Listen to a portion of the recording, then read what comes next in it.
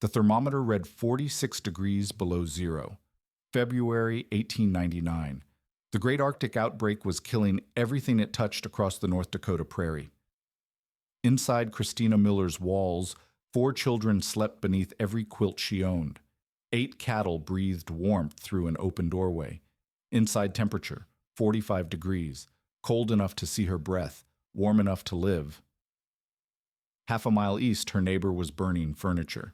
His youngest would stop breathing before dawn. He had called Christina's home a pig pen for people. He had built his house the proper American way, barn separate from dwelling. Now it was a death trap. Christina had built something different, something everyone said would kill her. This is how it saved them all.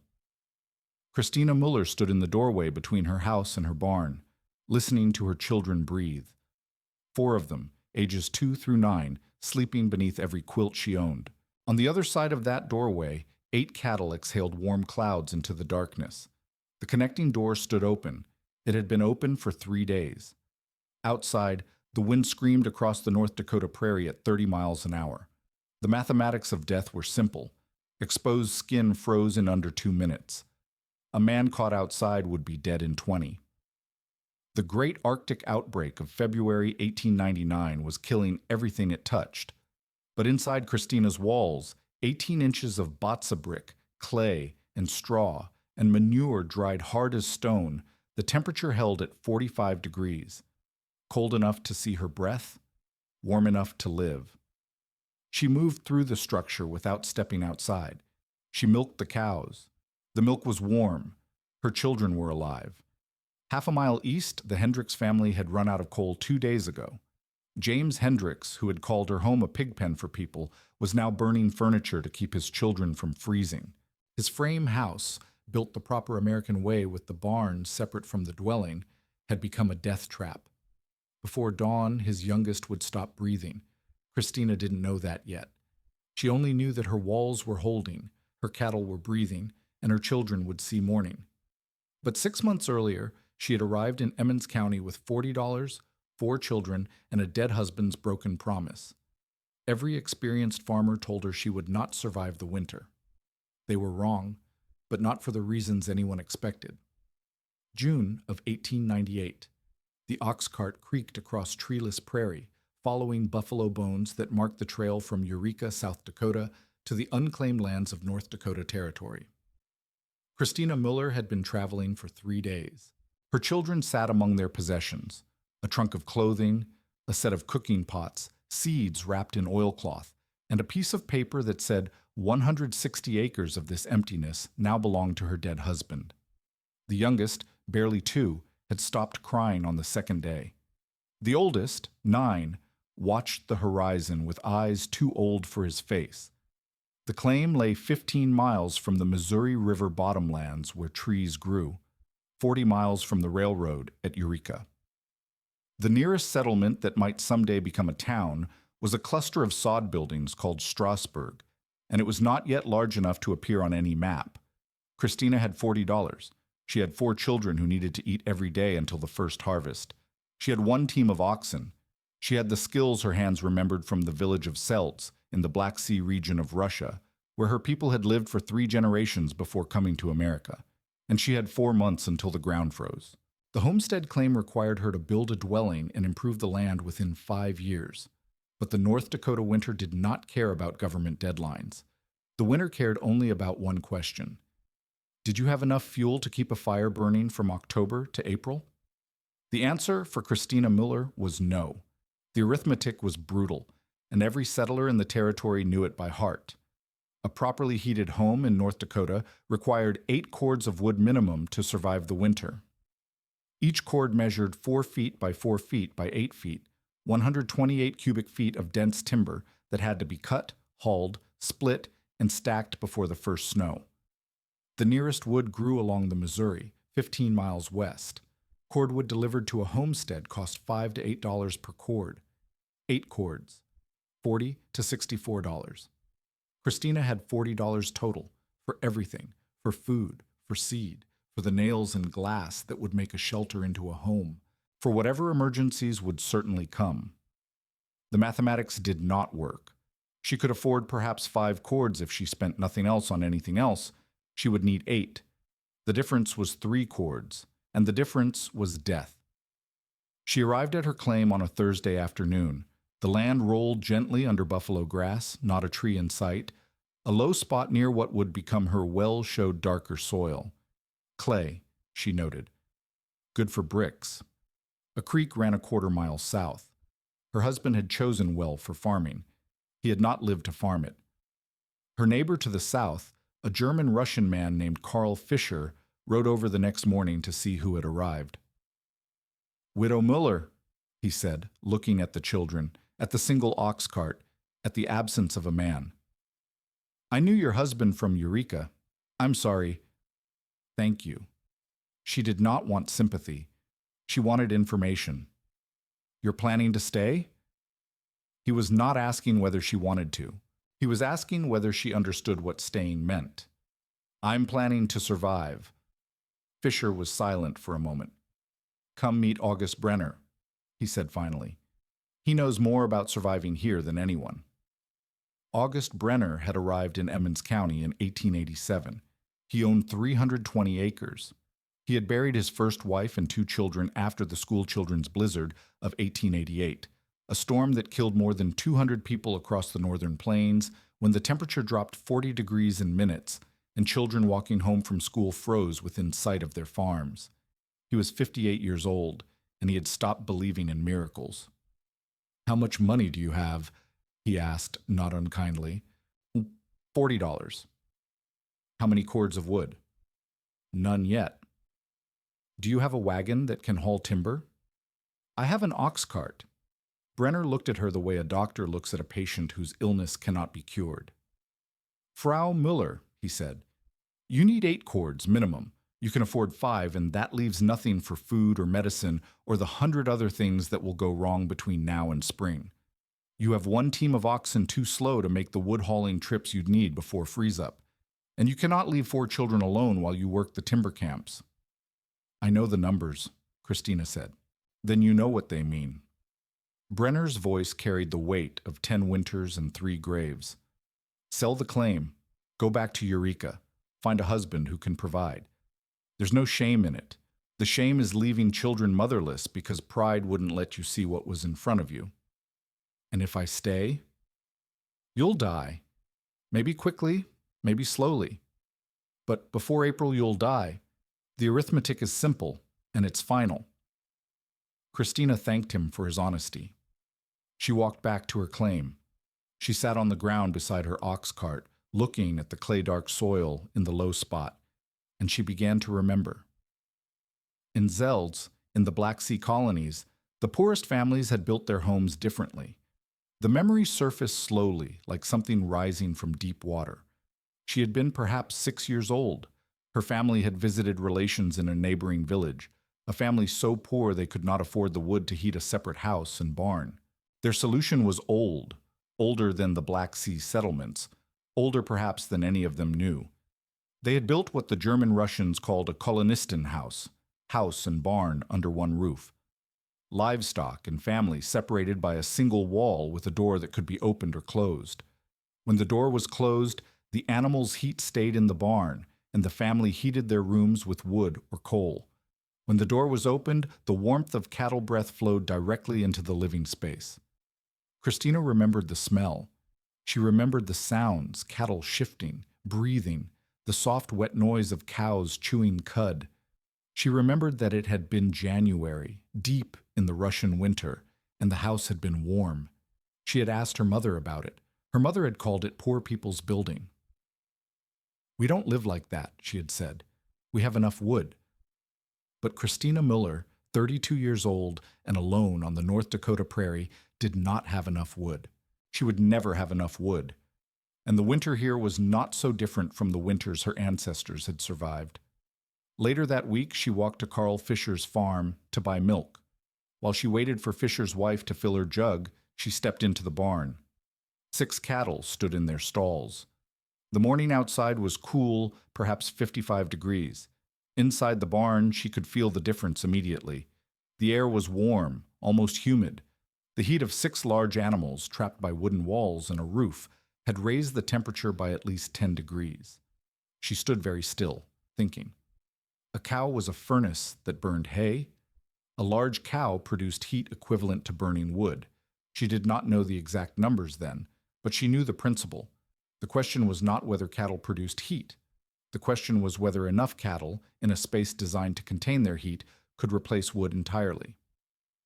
She walked home and began to calculate. Her house would be small, 3 rooms for 5 people, 1 main room for living and cooking, 2 small rooms for sleeping, perhaps 16 feet by 36 feet. A cabin that size needed a certain amount of heat to stay above freezing when the temperature outside dropped to 20 below zero. 8 cattle. If she could acquire 8 cattle, 2 milking cows for food, and 6 additional animals for body heat, and if she could contain their heat and direct it into her living space, the risk was absolute. If she built a conventional cabin and gathered what wood she could afford, she would have a partial solution. She might find more wood, she might trade for coal, she might survive through luck and desperation. But if she built the kolonistenhaus and it failed, if the cattle didn't produce enough heat, if the design didn't work in 40 below zero cold, she would have spent all her time and money on a structure that could not keep her children alive. There would be no backup plan, no second chance. Carl Fisher stopped by a few days later, and Christina told him what she was thinking. He listened. He frowned. He walked around the spot she had chosen for building, looking at the clay soil, the orientation toward the winter sun, the slight rise that would keep spring floods away from the foundation. "I've seen these house barns," he said finally. "In Russia, in the poor villages." "Yes." "They work there, winters of 30 below." He paused. "But this isn't Russia. 40 below here, sometimes colder. Wind like nothing you've ever felt. What if it's not enough?" In cells, the poorest families had perhaps 2 cows, 3. "I'll have 8. "How will you get 8 cattle with $40? "I don't know yet." Fisher shook his head. "The Americans will think you're living like an animal." "I don't care what the Americans think." "The smell. You'll have manure and cattle stink in your home every day for 7 months." "The smell I can live with. Freezing I cannot." He looked at her for a long moment. "You're betting everything," he said. "If you're wrong, those children die. You understand that?" "I understand." "And you're going to do it anyway." "I'm going to do it anyway." Fisher helped her stake out the foundation lines that afternoon. When he left, he told his wife that the widow Miller was building Die Verrückte Scheune, the crazy barn. He told her to mark the calendar, first week of February, when the real cold always came. That was when they would find out if Christina Miller had been brilliant or had killed her children with her own hands. The Batza bricks were the first test. Christina had made them in Russia, helping neighbors who could not afford lumber or stone. The recipe was simple: clay soil, mixed with straw and manure and water, formed in wooden molds, dried in the sun. The bricks were large, 4 inches by 8 inches by 16 inches, some even bigger, and they required weeks of full sunlight to cure properly. She began digging clay from the low spot on her claim in the first week of July. Her oldest children worked beside her, the 9-year-old wrestling chunks of earth into a wheelbarrow, the 7-year-old mixing straw and dried manure into the clay with her bare feet. The younger ones carried water from the creek and laid out bricks in rows to dry. 50 bricks a day, sometimes 60. The molds held 4 bricks each, and Christina's hands cracked and bled from the endless cycle of mixing, filling, turning out, starting again. She needed 3,000 bricks for the walls of house and barn. At 50 bricks a day, that was 60 days. 2 months, and she had only 4 months before winter. July became a blur of clay-colored exhaustion. Christina rose before dawn and worked until dark, stopping only to feed her children and snatch a few hours of sleep. The sun baked the prairie, baked the bricks, baked her skin until it peeled and then darkened into leather. She lost weight she could not afford to lose. Her youngest developed a fever in the 2nd week, and she kept working, nursing him on her back while she mixed and formed and laid out bricks to dry. The neighbors watched. Fisher stopped by every few days, helped when he could, shook his head at her progress. 2,000 bricks by the end of July, 200 more than she'd projected. But August brought the walls, and walls were harder than bricks. Each row required lifting the 18-inch thick blocks into place, mortaring them with the same clay mixture, checking for level, and moving to the next. Christina could not lift the larger bricks above her waist. Her son helped, but he was 9 years old and weighed less than the bricks themselves. She built scaffolding from her ox cart, stood on planks balanced across the cart's sides, and hauled bricks up in a bucket on a rope, 3 rows a day, sometimes 4. The walls needed 30 rows to reach the height where the roof beams would rest. 30 rows at 3 rows a day, 10 more days. But the days kept shrinking, work slowed by rain, by exhaustion, by a bucket that broke and had to be repaired. The middle of August arrived with the walls half finished. That was when August Brenner came to visit again. He stood at the edge of her building site, examining the walls that rose chest-high around the foundation, the 18-inch thickness, the rough openings for windows framed with salvaged lumber, the longer section that would become the barn, already taking shape to the north of the living quarters. "The connecting door," he said. "Where will it be?" Christina pointed to the opening in the wall between the house section and the barn section. "There, a simple plank door. I'll stuff rags around the frame to seal it." "And when you open it?" "The heat from the cattle flows into the house. When I close it, the animals keep the barn warm, and I heat the house separately." Brenner walked the perimeter of the structure. He measured the wall thickness with his hand. He looked at the stacked bricks waiting to be laid. "You'll never finish before the frost," he said. "I know." "The roof alone is 3 weeks' work." "I know." "And you still don't have 8 cattle." "I have 6. 2 promised." Brenner turned to face her. "Frau Müller, I told you in June that you would die. I believe I was wrong to say it that way. You've worked harder than any man I know, but the arithmetic hasn't changed. 6 cattle is not 8. Half a roof is not shelter. And even if you finish, what makes you think this Russian barn house will keep you alive when the temperature drops to 40 below? Because in Russia, they survived worse. They had more cattle, whole villages sharing walls. And I'll have walls 18 inches thick, more thermal mass than any house in this county." Brenner looked at her, really looked, perhaps for the first time. "You know what thermal mass is," he said. "I know that thick walls hold heat. I know that brick stores warmth during the day and releases it at night.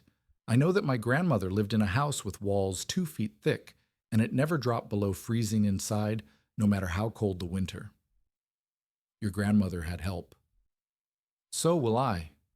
Eventually." He walked away without saying goodbye. But the next morning, 2 of his sons arrived at dawn. They worked for 3 days without asking for payment, laying bricks faster than Christina could have done alone. When they left, the walls were finished. Brenner never mentioned it. Christina never thanked him. There are some things between neighbors that don't need words. The roof went up in September, and September brought new problems. The kolonistenhaus design called for a sod roof, timber beams overlaid with boards, covered with prairie sod that would insulate against the cold. Christina had saved $12 for lumber. The beams cost $8. The boards cost $7. She did not have $15. Carl Fisher found her sitting outside her half-finished structure, staring at the numbers she'd scratched in the dirt. "How short?" he asked. $3. "I can lend you $3. "You have children. You need that money for your own winter." "I have a roof. You don't. Take the money." She took the money. She hated taking it. She swore she would pay it back with spring milk, with summer labor, with anything she could give. Fisher waved her off. "Survive first," he said. "Pay me back in April." The boards went up in the second week of September. The sod followed, long strips of prairie turf laid like shingles, roots holding the earth together, grass still growing on top. By the time Christina finished, the roof was a living thing, green and brown and smelling of dirt. The first frost came on October 15th, light ice on the water bucket, a skim of white across the morning grass. Christina stood in the doorway of her kolonistenhaus. Walls complete, roof complete, the connecting door hung on leather hinges and felt the clock of winter begin to tick. She had 6 cattle. Carl Fisher's promised cow had died in August, taking an unborn calf with her. A neighbor's promised calf was stillborn in September. The 2 animals Christina had counted on most were gone. 8 cattle had been her calculation. 8 cattle producing heat around the clock, 4,000 units per animal per hour, 32,000 units total. Enough to keep a 600 square foot space above freezing even in the worst cold. 6 cattle meant 24,000 units. Still enough in theory. But theory was thin comfort when 4 children's lives depended on the margin.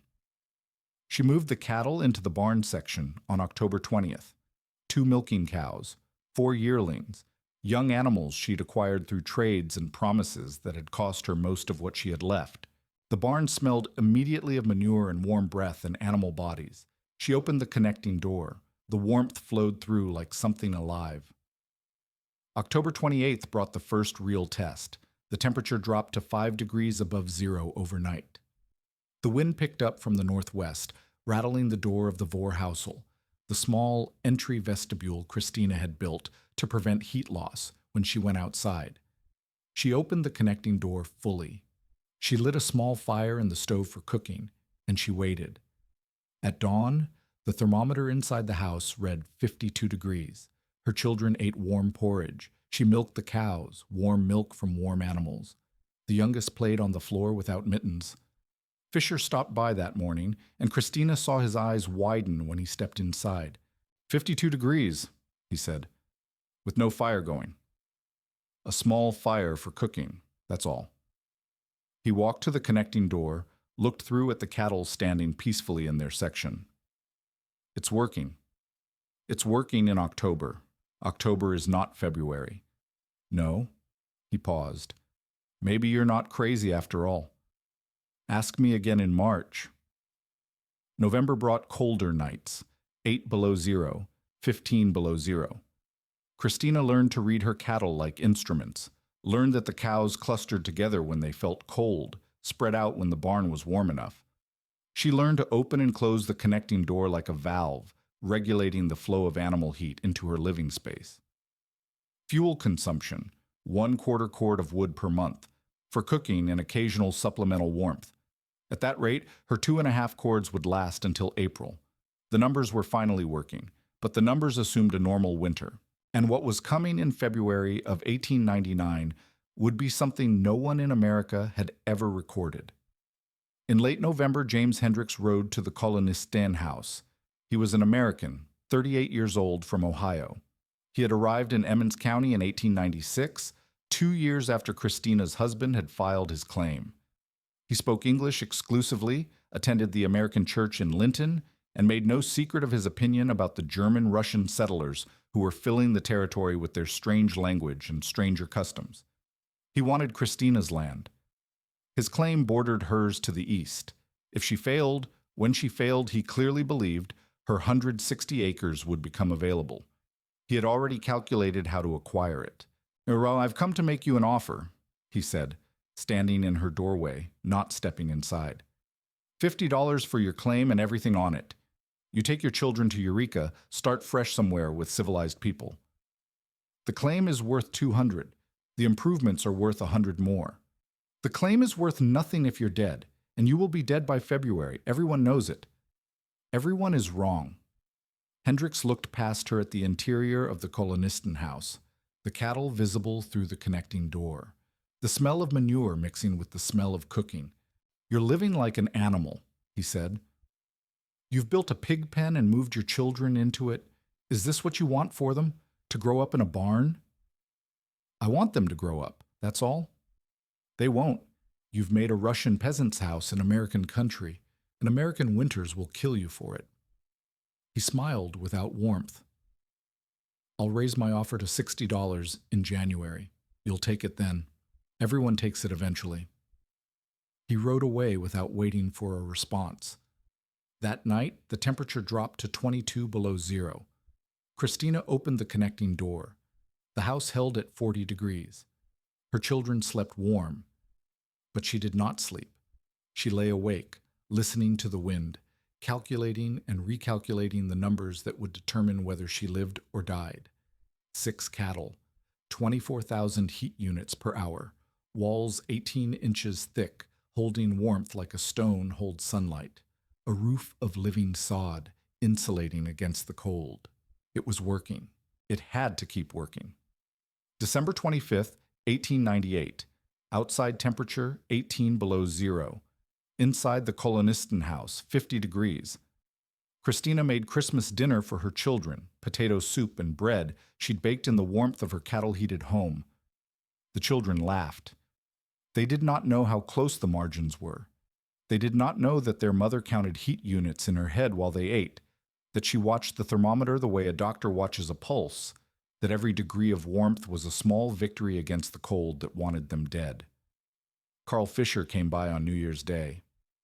"January now," he said. "Coldest month. You ready?" "I'm ready." "I've heard talk. They're saying this winter won't be normal. Cold building up in Canada. Something big coming." "Something always comes." "This is different." Brenner says his bones ache more than any year he can remember. Says the last time they ached like this was 1888. The school children's blizzard. 200 dead. Christina looked at the sky. Gray clouds, but not storm clouds. Cold, but not killing cold. January in North Dakota. She had prepared for January in North Dakota. But what was building in the Arctic reaches of Canada, a wall of cold more massive than any weather system in American memory, was not January in North Dakota. It was something worse, and it was coming. January 12th, 1899, 11 years to the day since the school children's blizzard. Christina's children were in the house section, the 2 oldest doing lessons from a reader she'd carried from Eureka, the younger 2 playing with wooden animals Fisher's wife had given them for Christmas.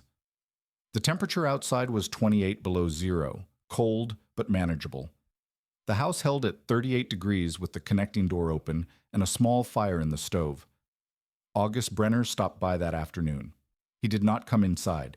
"Frau Muller," he said, standing in her Vorhausel. "I came to tell you something." "Yes?" "I've watched your house all winter. I've seen the smoke from your chimney, barely any smoke, compared to every other homestead in the county. I've seen your cattle healthy when others are losing animals to the cold. I've seen your children outside without coats in November. The house works. The house works." He paused. "I told you in June that you would die. I was wrong. I don't know if you'll survive what's coming. None of us may survive what's coming. But you've done something I didn't think was possible. You built shelter with almost nothing, and it's better than what the rest of us have." "Thank you." "Don't thank me yet. The barometer's falling faster than I've seen in 30 years. My wife's mother used to say that when the air drops like that, something terrible follows. I'm moving my family into the root cellar tonight, all of us together." "How cold?" "I don't know. Colder than anything. Maybe colder than the blizzard of '88. He left without another word. That night, the sky cleared. The stars burned white and hard. The temperature dropped to 30 below zero by midnight, then kept dropping. Christina opened the connecting door as wide as it would go. She moved her children's bedding into the main room, closest to the flow of animal heat.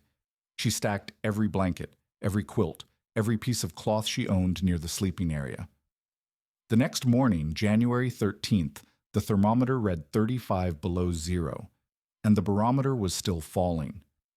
She looked to the northwest, where the horizon met the gray January sky. Nothing visible yet. But something was there, building, gathering, preparing to descend on the northern plains with a cold no American had ever measured. Her children were alive. Her cattle were healthy. Her walls were 18 inches thick, and the connecting door was open. It would have to be enough, because what was coming would test every calculation she had made. The last week of January brought a strange calm. The temperature hovered between 20 and 30 below zero, brutal by any normal measure. But Christina had stopped thinking of 30 below as brutal. Her kolonistenhaus had proven itself in the ordinary cold. The cattle produced their steady heat. The thick walls held it. The connecting door regulated the flow like a heart valve, opening and closing as needed. She kept a log scratched on a board near the stove. January 15th. Outside, 22 below. Inside, 40 degrees. Door open. Small fire for cooking. January 20th. Outside, 30 below. Inside, 38 degrees. Door open. Fire burning low. January 25th. Outside, 28 below. Inside, 40 degrees. Door open. No fire needed until evening. The numbers told a story of survival. 2 cords of wood remained in the pile outside her Vorhausel. At current consumption, she would have fuel to spare by April. But Carl Fischer's words haunted her. Something big coming, Brenner's bones aching like 88. On January 28th, her pregnant cow began to show signs of distress. The animal, one of August Brenner's gifts, a yearling heifer he had claimed to be surplus, had been bred before Christina acquired her. The calf was due in March, but the cow was pacing in the barn section, refusing to eat, her breathing labored. Christina knew the signs. The calf was coming early. In ordinary circumstances, a January birth was manageable. Keep the calf warm for the first hours. Make sure it nursed. Watch for complications. But these were not ordinary circumstances. If the temperature dropped much further, if the thing building in Canada arrived while the cow was in labor, a newborn calf would freeze before it could stand. She could not lose this animal. The cow represented milk for spring, a calf that would grow into another heat source for next winter, the beginning of the herd that would make her homestead sustainable. And more than that, Brenner had given her this cow when she had nothing. Losing it would feel like losing his faith in her. She moved the cow into the house section. Her children stared as Christina led the laboring animal through the connecting door, into the main room where they ate and played and did their lessons. The cow was enormous in that space, her hooves loud on the packed earth floor, her smell filling every corner. "Mama," her oldest said, "there's a cow in our house." "Yes." "Why?" "Because she needs to be warm, and we need her to live." The children accepted this with the practicality of frontier children. They moved their bedding to the far corner. They watched as Christina spread straw on the floor, made a space for the cow to lie down, prepared rags and water for the birth. Fischer stopped by that evening. He stood in the doorway and looked at the cow lying in the main room of Christina's home, her children arranged around her like attendants at a royal birth. "Now you really are living like a Russian peasant," he said. "A warm Russian peasant." He didn't laugh. "The barometer's still falling. Whatever's coming, it's close." "I know. If that cow dies in your house, she won't die." Fischer left. The wind picked up overnight. By morning, the temperature had dropped to 32 below zero. And then, on February 1st, the sky went still. Christina woke to silence. No wind, no creak of timber in the cold. Just the soft breathing of her children and the deeper breathing of the cow beside them. She rose from her pallet, stepped over sleeping bodies, and opened the outer door of the Vorhausel. The cold hit her like a physical blow, 35 below zero. But that wasn't what stopped her breath. It was the quality of the air, dry and sharp as broken glass, pressing against her lungs with a weight she had never felt. The sky was clear, the stars still visible in the pre-dawn darkness, and there was no wind at all. She had heard old-timers talk about this, the calm before the killing cold. When the air went completely still, it meant a high-pressure system so massive that it crushed all other weather beneath it. The cold that followed such stillness was not ordinary cold. It was something else entirely. She closed the door. She checked the cow. She counted her children, 1 through 4, all breathing, all warm. She opened the connecting door as wide as it would go. The cattle in the barn section stirred, sensing something. They moved closer together, clustering for warmth in a way they hadn't done all winter. By noon, the temperature read 38 below zero. By evening, 42 below. The cow began active labor as the sun set. February 9th, 1899. The day the Arctic opened its mouth and swallowed the Great Plains. Christina had not slept in 30 hours. The cow's labor was difficult, the calf presenting wrong, one leg bent back, stuck in the birth canal. She had reached inside the animal 3 times, trying to reposition the calf, her arms slick with blood and birth fluid, the cow bellowing in pain. Her children huddled in the corner, the oldest holding the youngest, all of them watching with wide eyes. The temperature outside had dropped to 44 below zero. The wind had returned 30 miles an hour from the northwest, driving the wind chill to 80 below. The Vorhausel door shuddered with each gust. Snow began to fall, then stopped, the air too cold to hold moisture. Christina's world had shrunk to the space inside her walls. The cow, the children, the thermometer, the connecting door, open as wide as it could go, animal heat flowing into the house section in a steady stream that was no longer quite enough. Inside temperature, 34 degrees, then 32. Then, as midnight approached, 30 degrees. The cow screamed. Christina reached inside one more time, felt the calf's bent leg, pushed and twisted, and felt something give. The calf slid free in a rush of fluid and blood, hitting the straw-covered floor with a wet sound. It was not breathing. Christina grabbed rags. She wiped the calf's nose and mouth. She rubbed its chest hard, the way she had seen done in cells. Nothing. She blew into its nostrils, felt its small ribs under her hands, pressed again. The calf coughed, drew a breath, coughed again. Her oldest son appeared beside her with a quilt. They wrapped the calf together, pulled it close to the stove, and Christina fed the fire until flames roared up the chimney. The mother cow struggled to her feet, turned to find her calf, began to lick its face. The thermometer on the wall read 31 degrees inside. Outside, the wind screamed at 46 below zero. They were alive. But the night was not over. February 10th, the peak of the great Arctic outbreak. Christina had moved all the cattle into the barn section closest to the connecting door. 7 adult animals and 1 newborn calf clustered so tightly their bodies touched. Their combined breath rose in clouds that drifted through the open door into the house section. She sealed every crack she could find, rags stuffed into gaps around window frames, straw packed along the base of the walls where cold air crept in. The blanket that had hung over the connecting door, now removed so heat could flow freely, was cut into strips and wedged into crevices. The stove burned continuously. Wood consumption had tripled. She was burning through fuel she had planned to save for March, but March would not matter if they froze in February. Inside temperature 34 degrees at dawn, 32 degrees at noon, 30 degrees by evening. The children no longer played. They sat together under every blanket Christina owned, the youngest in the oldest's lap, all of them quiet.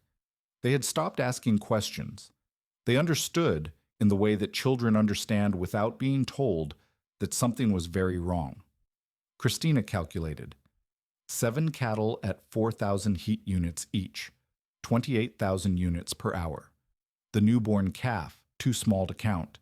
The stove burning hard, perhaps another 10,000 units. Total heat production, 38,000 units per hour. Heat loss through the walls, the roof, the door frames, the tiny gaps that no amount of rags could seal. More than that. The house was losing heat faster than it could produce it. She made a decision. "Children," she said, "we're moving to the barn." They looked at her. The barn section was warmer than the house, closer to the cattle, more bodies packed together, but it meant sleeping in straw beside animals, in the smell of manure and cattle breath. "Bring the blankets," she said. "Bring everything." They moved through the connecting door in the middle of the night. Christina made beds in the clean straw near the cattle. The children curled together like puppies, and she lay beside them, listening to the wind howl and the cattle breathe and the temperature drop outside her walls. The thermometer in the house section, 28 degrees. The warmth in the barn section, surrounded by 7 cattle and a newborn calf, 36 degrees. Enough. Barely enough. But enough. February 11th. The worst day. Christina woke to find frost on the inside of the barn walls. The cattle's breath had condensed and frozen where it touched the cold brick. The straw beneath her children was damp from their body heat, and she knew that wet clothing in this cold could kill as surely as no clothing at all. She got them up, made them move, made them walk in circles around the cattle, generating body heat through motion. The youngest cried. She carried him while she walked, his face pressed against her neck. The woodpile outside was running low. She had enough for perhaps 3 more days at current consumption, but she could not go outside to get more. The cold would kill her before she reached the pile. She found scraps, a broken chair she had saved for kindling, boards from a crate that had held her cooking pots. She fed them to the stove 1 piece at a time, rationing heat like food. The thermometer outside, 46 below zero. Wind chill, 100 below. She thought about the Hendricks family, half a mile east. Their frame house, built the proper American way. Their coal supply, which had seemed so abundant in November. She did not know that James Hendricks had burned his furniture 2 days ago. She did not know that he had tried to reach August Brenner's farm for help, gotten lost in the whiteout, and been found the next morning barely alive 200 yards from his own door. She did not know that his youngest child, 3 years old, had stopped breathing in the night. She only knew that her children were breathing, that her cattle were standing, that her walls, 18 inches of batsa brick, were holding back the cold that wanted to kill everything it touched. Noon came and went. The light through the frost-covered windows barely changed, the sun too weak to penetrate the cold, the sky white with ice crystals suspended in the air. Evening came. Christina gathered her children around her in the straw, all of them pressed together, the cattle standing over them like a living roof. "Tell us a story, Mama," her oldest said. She told them about cells, about the Black Sea and the wheat fields, and the grandmother who had lived in a house with walls 2 feet thick.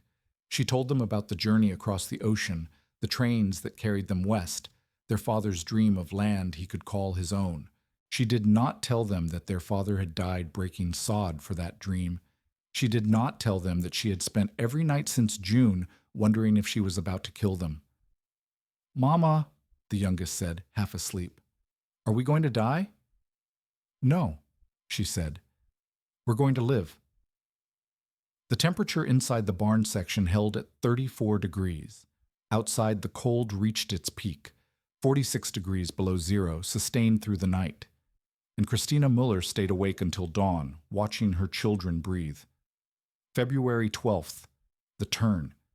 She woke to a sound she did not recognize at first. Silence. The wind had stopped. The thermometer outside read 40 below zero, still deadly, but rising. The pressure was breaking. The Arctic high that had crushed the northern plains for 3 days was finally moving east. Christina stepped outside for the first time in 48 hours. The cold seized her lungs immediately, but it was not the same cold. This was survivable cold. This was cold that would not kill her in the time it took to walk to the woodpile and back. She carried in enough wood to last a week. Then she stood outside for 1 minute, 2 minutes, looking at the white prairie and the white sky and the smoke rising from distant chimneys. Other people had survived. Not everyone, surely, but some. She went back inside and made breakfast for her children. August Brenner arrived on February 15th. Christina saw him coming from a distance, a dark figure on horseback, moving slowly across the white landscape. She met him at the door of the Vorhausel. "Frau Müller," he said. His face was gray with exhaustion. He had spent the last 3 days riding from homestead to homestead, counting the dead and the living.